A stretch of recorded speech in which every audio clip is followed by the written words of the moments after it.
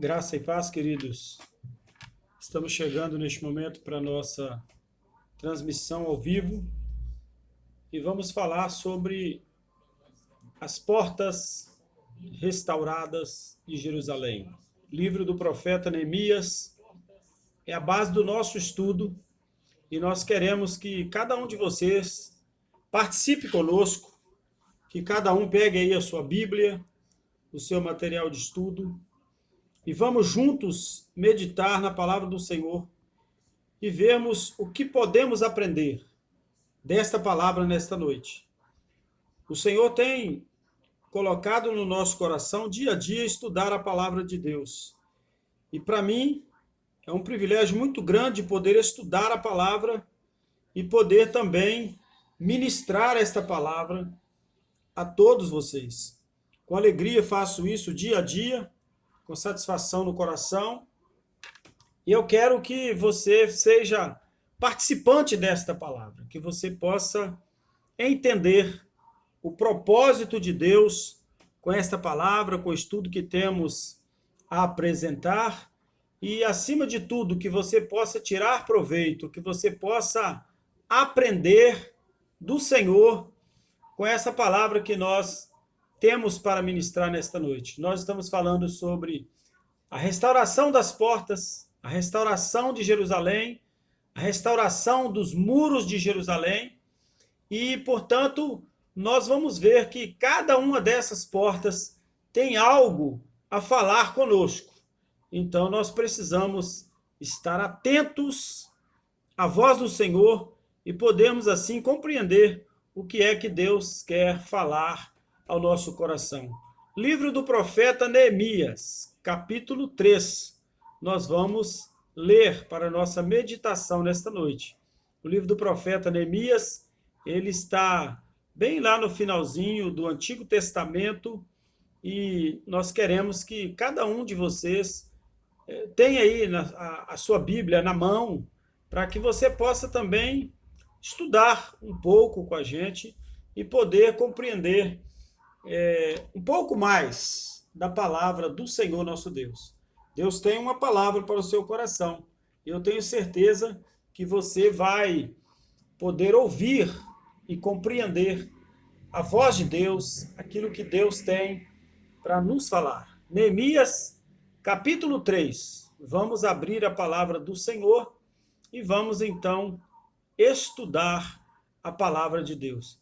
Está em Neemias, Neemias fica depois de Esdras. Se você abrir a sua Bíblia em Salmos, antes de Salmos vem Jó, Ester e Neemias. Então você vai poder analisar aquilo que nós temos para estudar nesta noite.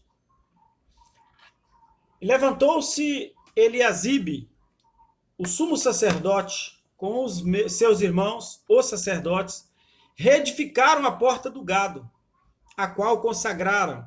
Levantaram as suas portas até a torre de Meá, consagraram até a torre de Ananel. E junto a ela edificaram os homens de Jericó também, ao seu lado, edificou Zacur, filho de Inri. E a porta do peixe edificaram os filhos de Asená, a qual emadeiraram, levantaram as suas portas com as suas fechaduras e os seus ferrolhos. Bem, queridos, nós estamos estudando sobre esta palavra que fala as portas de Jerusalém sendo restauradas, e sobre essas portas nós temos a entender, estamos buscando entender cada conceito daquilo que Deus tem para falar ao nosso coração. Cada palavra, cada detalhe, porque a palavra do Senhor ela é rica de detalhes. E nós, muitas vezes, passamos despercebidos quando estamos estudando a palavra de Deus e não analisamos como cada pequeno detalhe pode falar ao nosso coração. Então, nós vamos ver hoje, nós estudamos ontem sobre a porta das ovelhas e hoje nós vamos falar sobre a porta do peixe. Falei sobre isso mês passado, quando nós estudamos a palavra do Senhor em Sofonias. Sofonias, como já dissemos, por uma determinada época, ele, Neemias e Jeremias foram contemporâneos, e também Abacuque. Eles viveram algum tempo junto, possivelmente na casa dos profetas, ou nas reuniões de culto, e sempre Deus tinha mais de um profeta para falar com o povo. Como nós estamos estudando Neemias, nós entendemos aqui, já falamos sobre isso, Neemias era copeiro do rei Artaxerxes, e esse copeiro do rei Artaxerxes, então, foi levado à cidade de Jerusalém para que ele pudesse, então, falar ao povo, falar aos israelenses, aos judeus que haviam voltado para Jerusalém, que eles pudessem agora restaurar as portas de Jerusalém. Mas é preciso nós lembrarmos também daquilo que nós temos falado dia a dia, né? Todos os dias temos falado sobre isso, quando Neemias, a primeira missão dele, a primeira função que Neemias exerceu com o povo de Jerusalém foi fazer com que eles pudessem voltar para o Senhor, fazer com que eles pudessem voltar a adorar a Deus, voltar a servir a Deus, e assim, acima de tudo, voltar à plena comunhão com o Senhor. Então, o profeta Neemias levou ao povo a necessidade da reconciliação da adoração, do momento de adoração com o Senhor, do momento de reflexão, do momento de louvor, de serviço a Deus, que o povo de Israel tinha esquecido, tinha deixado para trás. E também é preciso lembrarmos que este foi um dos motivos que Deus levantou para poder mostrar, através do profeta Sofonias, que ele estava chateado, revoltado com tudo aquilo que o povo de Israel estava fazendo. O povo de Israel estava num erro terrível de não adorar a Deus, de se distanciar de Deus, de adorar a outros deuses, de servir a outros deuses. E isso estava entristecendo o coração de Deus. E com isso, então, nós vimos que o Senhor, ele colocou diante do povo de Israel a necessidade agora de voltar-se para o Senhor. E com isso nós aprendemos, com as portas de Jerusalém, que o início de uma perfeita transformação passa pela porta das ovelhas, que nós precisamos ser transformados, precisamos ser restaurados, precisamos ser modificados, e a nossa vida precisa estar em plena comunhão com o Senhor, para que nós possamos, então, assim, falarmos com o Senhor e ouvirmos da parte do Senhor aquilo que nós precisamos ouvir. Então, Neemias agora estava falando ao povo de Israel, levando para o povo de Israel que eles precisavam estar atentos à voz do Senhor. Eles precisavam tomar sentido, tomar atitude com a voz do Senhor. Ouvir aquilo que Deus tinha para falar ao seu coração. Entender o que é que Deus tinha para falar com eles. O profeta Neemias, então, começa a restauração pelas portas. Ele mostrava que o primeiro passo para uma restauração são as entradas. Então vamos conjecturar aqui. Quantas coisas têm entrado na nossa mente?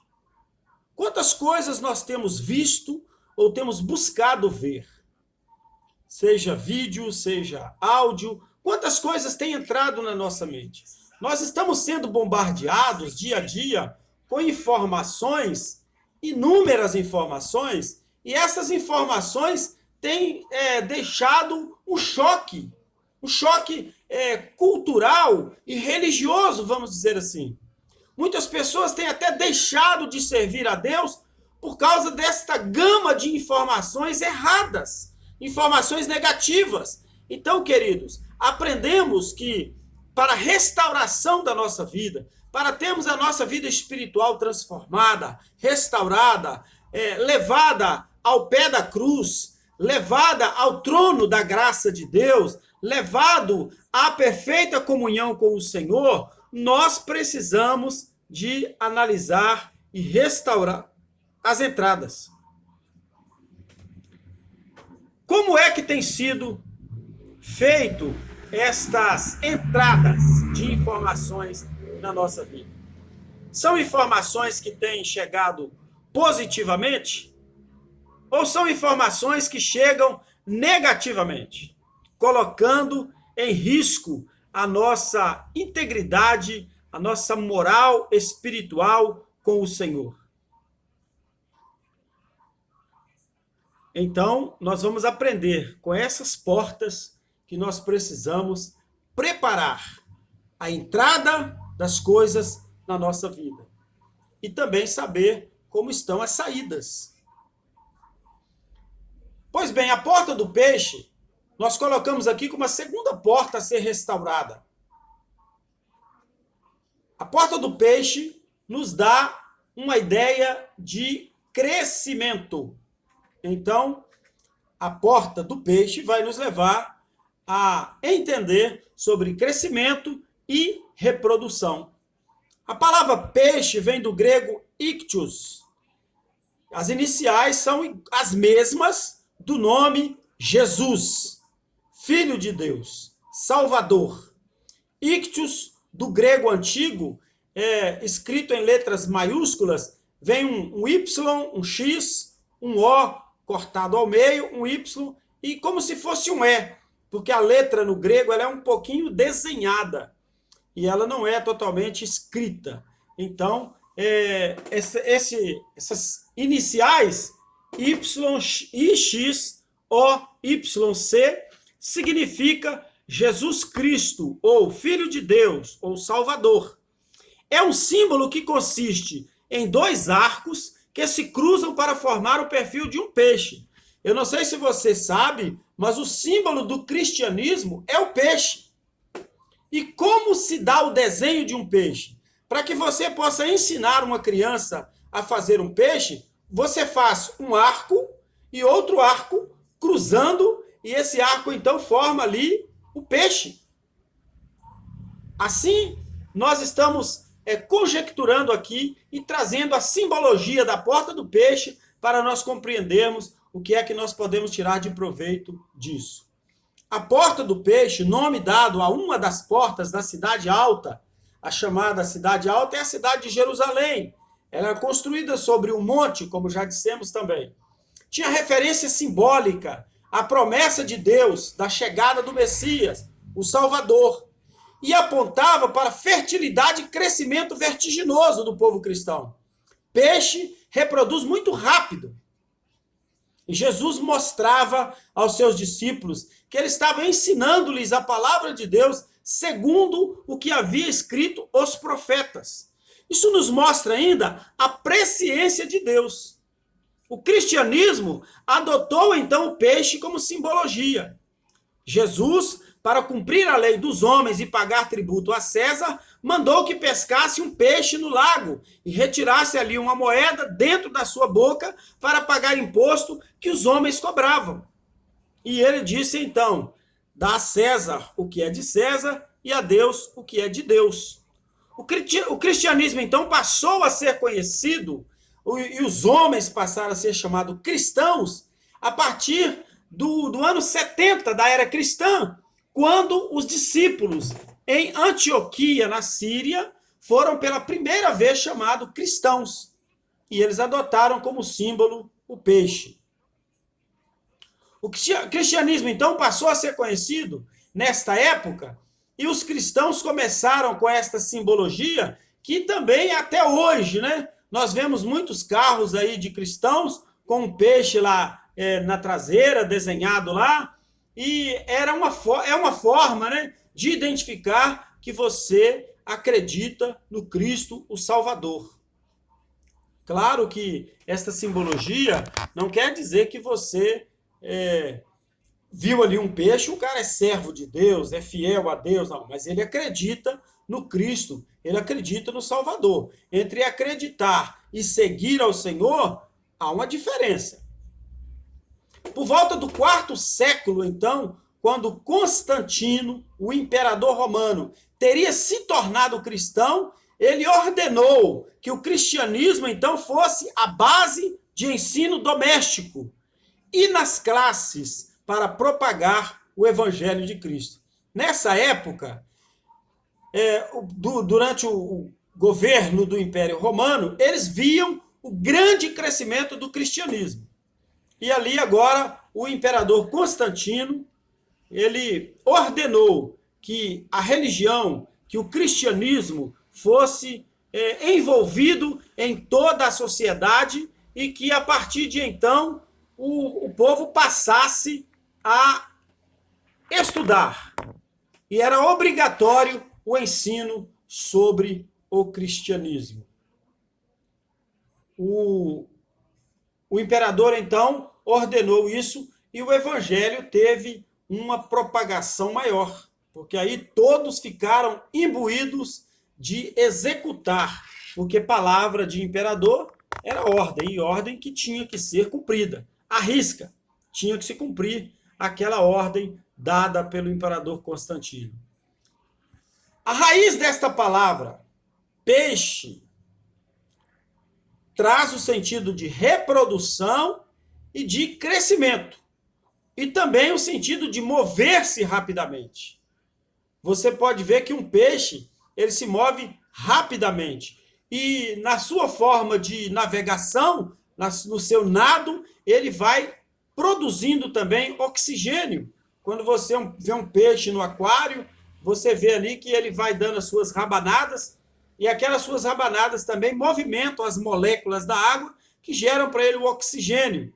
E peixe, você sabe, é um animal de reprodução extensa. Ele reproduz muito, porque ele põe ovos e os ovos são fecundados fora do ventre, né, fora da barriga da peixe fêmea, e ali reproduz, então, milhares de alevinos. Isso nos lembra o chamado ao crescimento numérico, a reprodução de novas vidas, geração de novos filhos, novos peixes, novas ovelhas, novos crentes. A porta dos peixes, então, é aquela por onde deixamos entrar novos filhos de Deus, ou resgatamos novos filhos de Deus.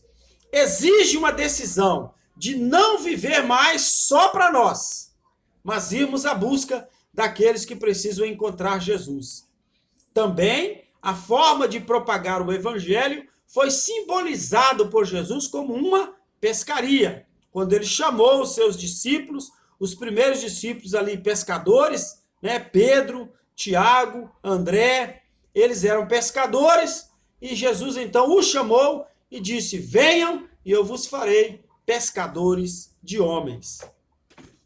Paulo, certa feita, afirmou: se anuncio o evangelho, não tenho de que me gloriar, pois sobre mim pesa essa obrigação, e ai de mim, se não anunciar o evangelho.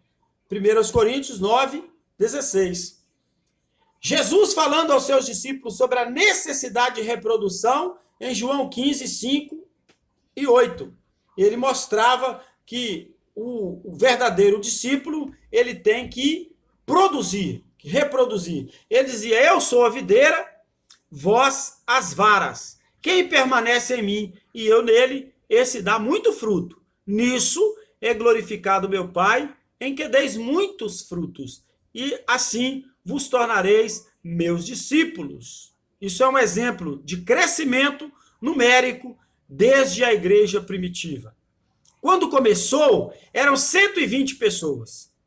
A igreja primitiva começou com uma reunião de 120 pessoas que aguardavam ansiosamente a promessa do Pentecostes, e de repente chega ali o momento em que Jesus derrama sobre eles o poder do Espírito Santo e eles então passam a evangelizar efetivamente, a fazer valer ali, então, a palavra, fazer ali valer o evangelho, fazer ali valer o testemunho de Cristo, a forma como Jesus Cristo, então, colocou os seus discípulos ali, e eles começaram agora a divulgar, a propagar o evangelho.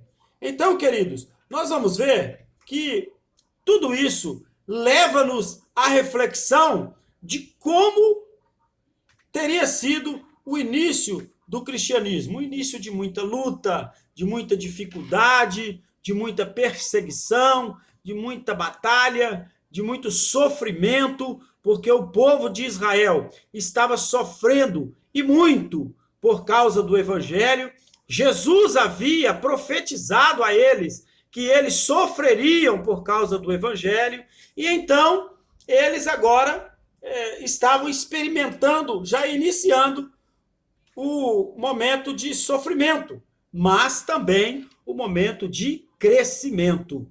Então, esta palavra peixe, ela vai nos trazer a uma forma de entender sobre o crescimento da igreja e a necessidade que temos de fazer crescer o evangelho, de fazer prosperar a palavra de Cristo e de divulgarmos esta palavra, então, dia a dia, de colocarmos esta palavra como a necessidade mesmo para o povo, como base, como necessidade básica para o povo de Deus.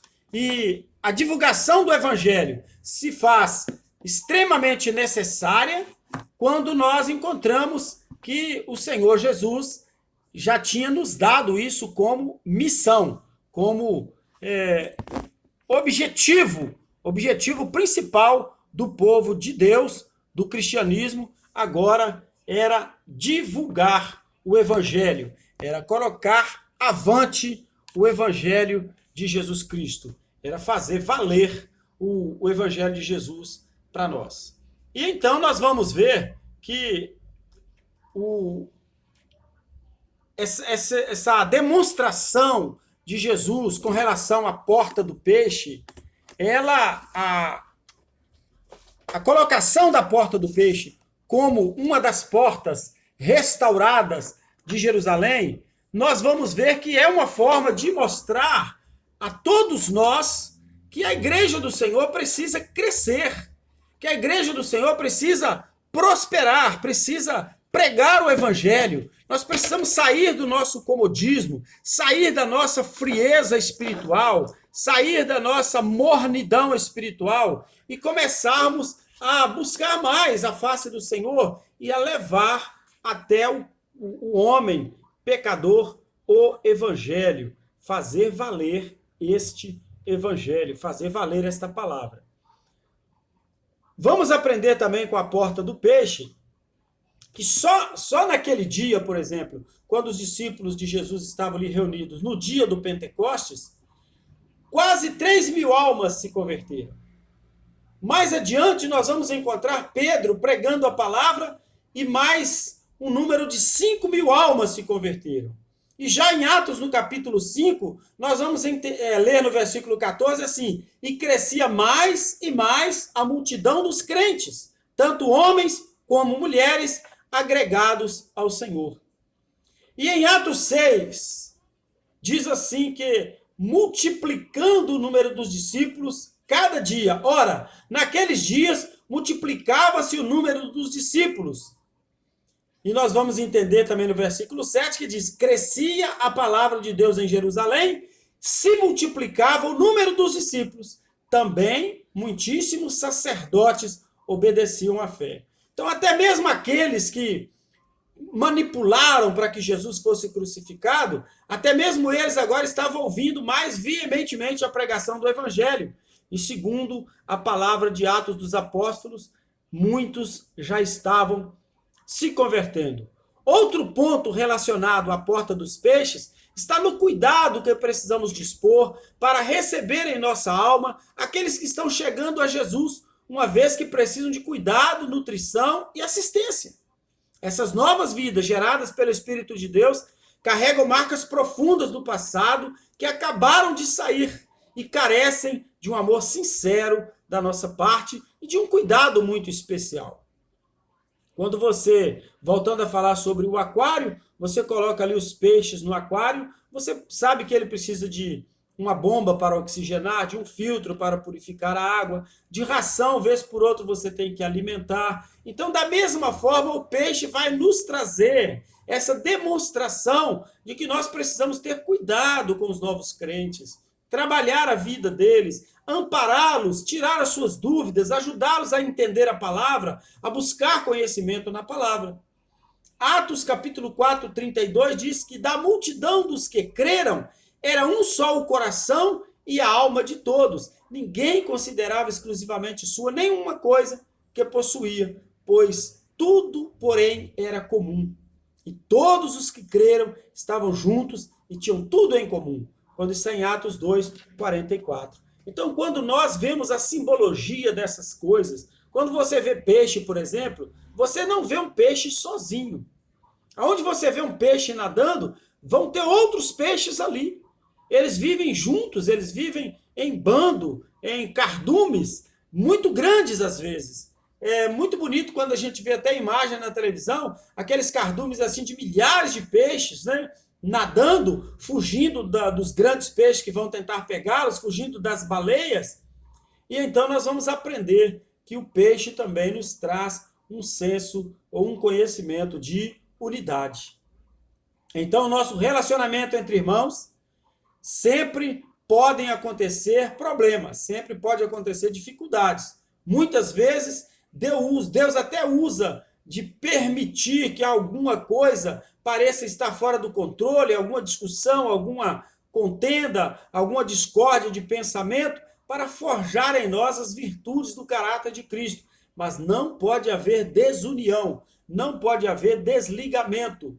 Através do trato com as pessoas, nós temos então a chance de amadurecer em nossa vida e crescermos no amor, na tolerância, na paciência, na misericórdia.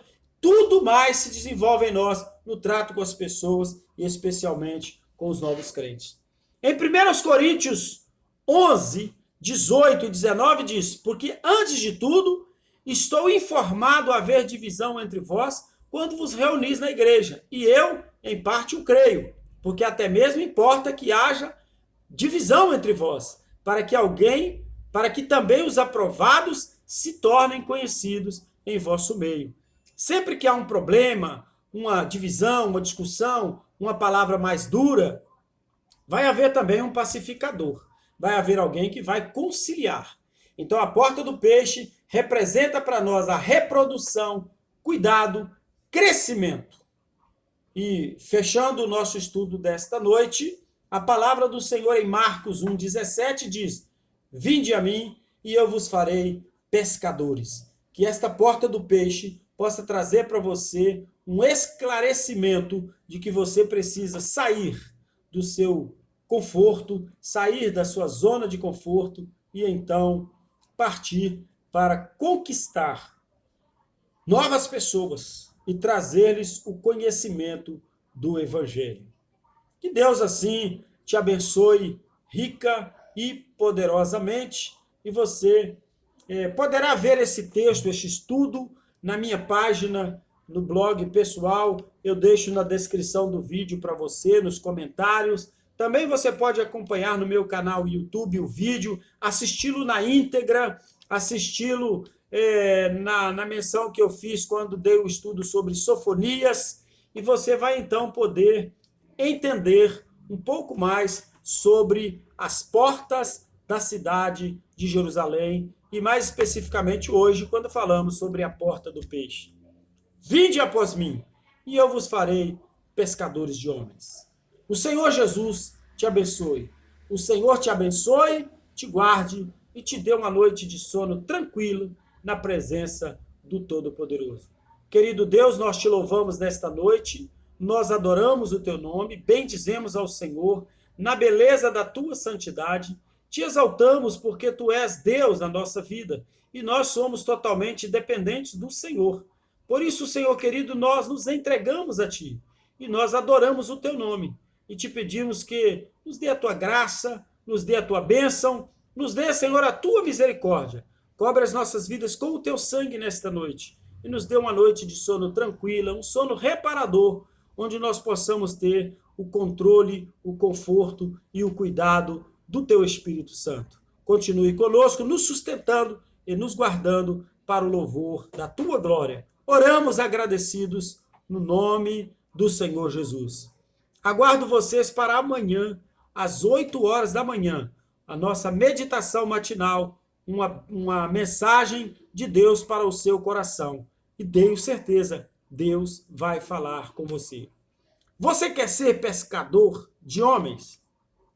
Ganhador de almas? Você tem uma oportunidade na ponta dos seus dedos. Basta você clicar aí e compartilhar esta mensagem, compartilhar o link desta mensagem, meu canal do YouTube, o meu blog pessoal, para que você possa ajudar a transmitir esta palavra. Compartilhe com os seus amigos, compartilhe com a sua família e faça então valer, mais uma vez, a mensagem de Deus para o coração de todos aqueles que dela precisam. Grande abraço e até amanhã, às 8 da manhã, para meditação na palavra de Deus com o nosso programa Mananciais de Vida.